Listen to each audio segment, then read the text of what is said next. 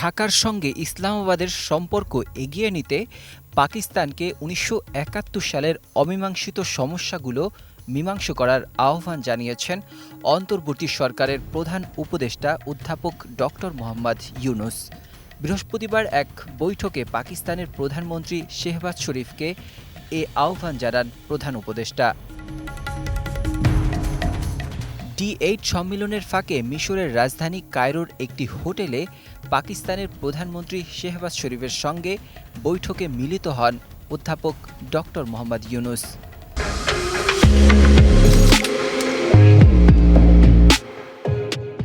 বৈঠকে ডক্টর ইউনূস বলেন, বিষয়গুলো বরাবরই আসছে, আসুন আমরা সামনে এগিয়ে যেতে এই বিষয়গুলোর ফয়সালা করি।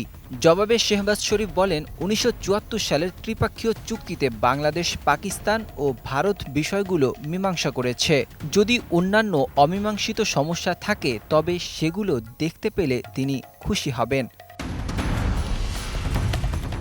অধ্যাপক ইউনূস বলেন, ভবিষ্যৎ প্রজন্মের জন্য বিষয়গুলো চিরতরে সুরাহা করে ফেলা ভালো হবে। Desk report, ২১ television.